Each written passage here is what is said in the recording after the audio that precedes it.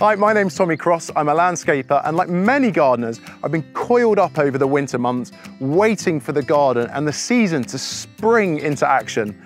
And with the onset of this wonderful weather, we've got a fantastic opportunity to get back out into the garden and prepare our lawns so they're looking lush and luxurious all summer long.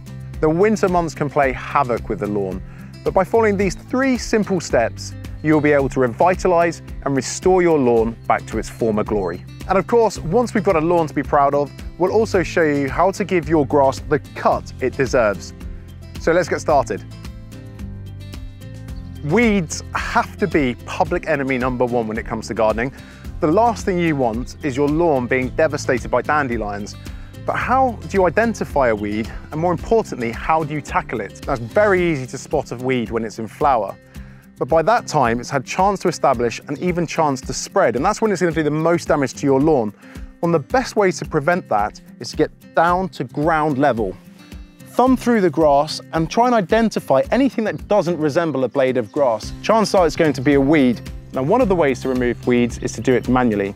Use a digging tool to dig around the outside of the plant and try and get as deep as you can to remove as much of the root structure. By removing that root structure, you're going to reduce the chance of that plant re-establishing, and hopefully that's the last time you'll see that weed again. Now, another way to get rid of weeds is to spray them using a weed killer. Now, it's always worth double checking to make sure that you're using a selective weed killer.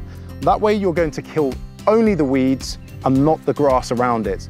And as with using any chemicals, always make sure you dress appropriately when handling them. Now, at first glance, this lawn might look green, but not everything green is grass. Moss will soon overrun a lawn, and this is going to steal away the sunlight, the moisture and the nutrients that your grass needs to flourish. Just like with treating weeds, there are a variety of different ways to tackle moss, but I don't think you can beat good old-fashioned elbow grease and a garden rake. There's something quite satisfying about seeing just how much moss you're removing and knowing that you're going to get the best out of your lawn going forward. Once you've finished removing the moss, your lawn may look a bit threadbare. Don't worry, that's exactly what your grass needs in order to grow, and brings us nicely onto step 2. Now, if you followed the first step, congratulations, your lawn will now look something like this. But don't worry, by seeding this newly exposed ground, we'll soon have the lawn in prime condition. Just a little bit of prep work first, and that starts with aerating. So what is aerating? Well, the clue's in the name. Essentially what you're doing is getting air back into the soil. And you can see the easiest way to do this is by using a garden fork and penetrating through into the surface. It's definitely worthwhile spending a little bit of time doing this in areas of tougher ground or waterlogged areas of the garden. Make sure you remove any surface debris, stones, or any last remains of moss. Once we've done that, we're ready to sow. Most shop-bought seeds will come with clear instructions as to how much you need to apply in order to get either a new lawn or to make repairs to your existing lawn. But I'm going to show you 2 of my preferred ways of sowing your grass seed. Now, one way to get an even distribution of lawn seed is by using a hopper. But if you don't have a hopper, a very easy way to make one is by using a bucket. It's to use a bucket. A bucket is to use a bucket. A bucket. And a drill. Drill a few holes in the bottom and you have yourself one makeshift hopper. Now, as satisfying as this stage is, try and avoid the temptation to overseed. The last thing you want are new grass plants competing with each other. Also, there's no need to worry about covering the seed with soil. Remember, the grass seed needs light to germinate, unless high winds are forecast, in which case a gentle rake over will do the trick. And when it comes to watering, simply sit back, relax, and let the good old British weather do the work for you. We've weeded, we've seeded, so now it's time to feeded. It's feed, Tommy, feed. Feed. You can edit that bit in afterwards, can't you? Yeah, yeah.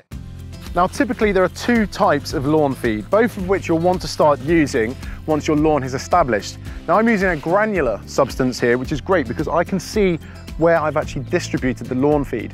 However, if you've got young children or if you've got pets, you might want to use a water-soluble feed, and that way there won't be any loose pellets on the surface of your lawn, which could be easily picked up. The added advantage of a water-soluble feed is that it's getting straight into the root system of your new lawn.